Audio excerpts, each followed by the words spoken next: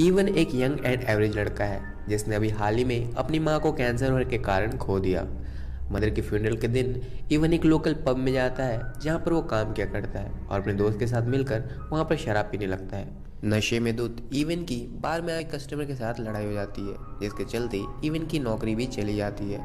अब उसका फ्रेंड उसे सजेस्ट करता है कि उसे ट्रैवल करना चाहिए एंड इससे उसका दिमाग शांत होगा और उसे अच्छा लगेगा।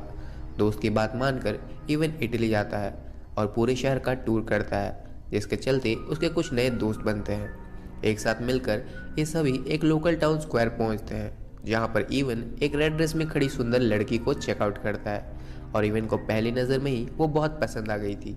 शाम के वक्त जब सब मिलकर एक लोकल बार में ड्रिंक करने जाते हैं इवन दोबारा उस सुंदर लड़की को देखता है। इस बार वो चांस मिस ना करे इसलिए वो सीधा उस लड़की से जाकर बात करने लगता है। लेकिन इवन को शौक लगता है जब ये लड़की जिसका नाम लुइस है उसे अपनी ओर से ही उसके साथ अपने घर पर हुकअप करने के लिए इनवाइट करती है। इवन ने ऐसा कुछ भी एक्सपेक्ट नहीं किया था इसलिए नर्वसनेस में आकर वो लुइस के इस ऑफर को ठुकरा देता है। दूसरे दिन इवन के अलावा उसके नए दोस्त सभी दूसरे टाउन घूमने के लिए टाउन छोड़ देते हैं और इस टाउन में इवन अकेले रह जाता है। वो बाद में इसी टाउन में एक लोकल फार्म में जॉब करने लगता है और इस छोटे टाउन में एक पीसफुल ज़िंदगी जीने की प्लानिंग सोच रहा था। ग्रोसरी स्टोर जाते वक्त उसकी मुलाकात फिर से लुइस से होती है जो दरअसल लोकल यूनिवर्सिटी में पढ़ रही एक जेनेटिक्स की स्टूडेंट थी।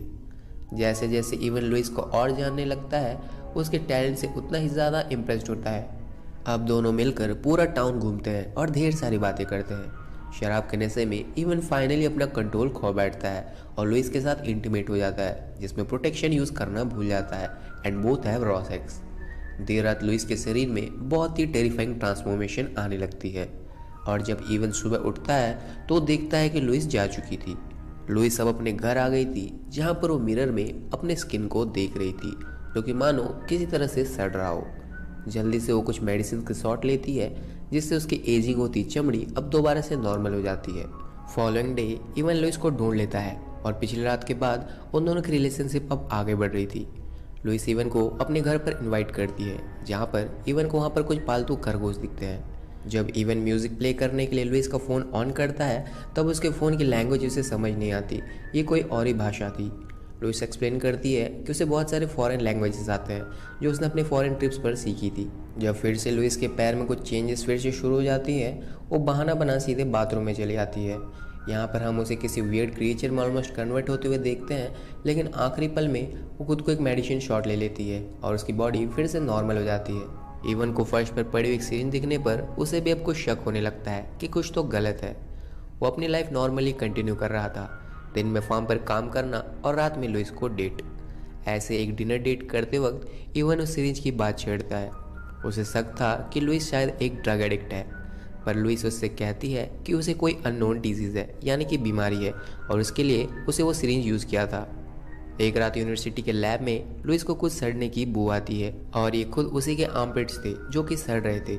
अब उसके पास कोई मेडिसिन नहीं था इसलिए वो जल्दी से अपने घर जाकर खुद को एक शॉट लगा लेती है जो कि उसने अपने रैबिट पर एक्सपेरिमेंट करके बनाया था एंड नॉर्मल हो जाती है। इवन जब उसके घर आता है तो वहाँ पर वो खरगोश नहीं था। लुइस की इस कमजोरी की हालत में भी इवन इसकी बहुत ही देखभाल करता है लेकिन उसे इसकी सच्चाई के बारे में कुछ भी पता नहीं था। नेक्स्ट इवनिंग जब दोनों रेस्टोरेंट में डिनर कर रहे थे लुइस की हालत फिर से अचानक खराब होने लगती है और वो इवन से कहकर अपने घर की ओर जाने लगती है। रास्ते में एक आदमी उसका पीछा करता है जो लुइस को गलती से प्रोस्टिट्यूट समझ रहा था। उसे छेड़ ही रहा था कि उसके सामने ही लुइस एक अजीब क्रीचर में कन्वर्ट होकर उसे ही खा जाती है। इवन को चोट ना पहुंचे इसलिए लुइस उससे ब्रेकअप कर लेती है जिसे ये भी मालूम नहीं था कि लुइस ने उसे डिच क्यों किया। लेकिन उसे जल्द ये रियलाइज़ होता है कि वो लुइस को बहुत ही ज़्यादा प्यार करता है और उसे फिर से मनाने के लिए रात को ही उसके घर जाता है।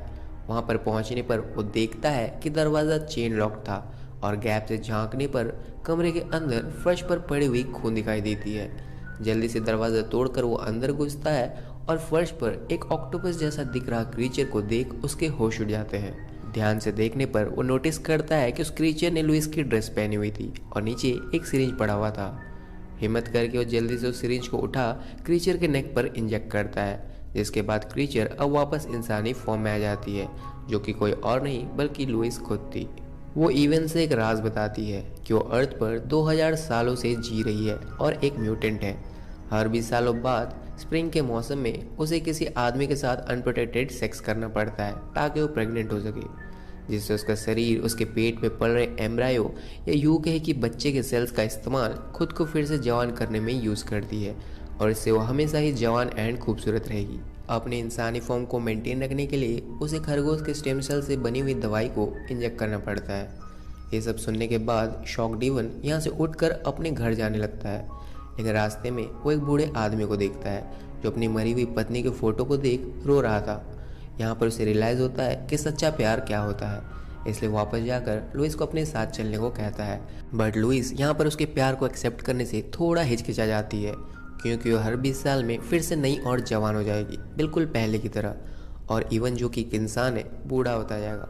वो किसी ऐसे लड़के के लिए अपनी इमॉर्टलिटी या अमरत्व को नहीं खोना चाहती जिसे उसने बस अपने अनप्रोटेक्टेड सेक्स के लिए चुना था, ताकि उसे फिर से रीबर्थ हो सके। लुइस के रीबर्थ प्रोसेस कंप्लीट होने वाले आखिरी दिन इवन डिसाइड्स कि ये आखिरी के कुछ घंटे उसके साथ ही बिताएगा बिफोर शी रिवॉल्व्स। आखिरी पलों में वो लुइस की बहुत केयर करता है, यहाँ तक कि वो उसे उसके इंजेक्शंस भी लगा देता है जिससे वो फिर से मॉन्स्टर ना बन जाए। यहाँ पर इवन को ये पता चलता है कि लुइस अपने इन चेंजेस को रोक कर एक नॉर्मल इंसान बन सकती थी, लेकिन इसके लिए उसे अपने पेट में पल रहे बच्चे को जन्म देना होगा। वजह इसके कि उसके बच्चे के सेल्स को एब्जॉर्ब करके खुद को रिक्रिएट करे, लेकिन ऐसा करने पर उसकी इमॉर्टलिटी खत्म हो जाएगी और वो भी एक साधारण इंसान बन जाएगी। अब लुइस फिर से मॉन्स्टर फॉर्म में चेंज होने लगती है, इसलिए बची हुई आखिरी इंजेक्शन शॉट भी वो लगा लेती है और इवन को यहाँ से चले जाने के लिए कहती है, इससे पहले कि बहुत देर हो जाए।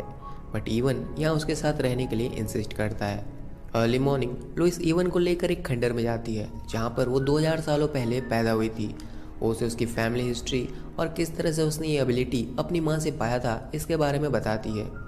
जैसे उसका पुनर्जन्म का वक्त पास आता है, वो इवन से यहाँ से चले जाने के लिए कहती है, लेकिन इवन यहाँ पर आखिरी बार उसे चेंज ना होने की मिन्नत करता है और उसे बताता है कि उसे कितना चाहता था। जैसे ही आसमान में सूरज उगता है, इवन लुइस को देखता है जो कि अब भी इंसानी फॉर्म में ही थी, यानी कि उसने इवन के लिए अपनी इमॉर्टलिटी त्याग दी और अब एक नॉर्मल इंसान बन गई सिर्फ अपने प्यार के लिए। एंड ये थी पूरी explanation on the movie spring. Well wait, क्या लुइस ने सही डिसीजन लिया? I mean immortality is the dream, right? So this is movie in short. मिलते हैं नेक्स्ट वीडियो में, तब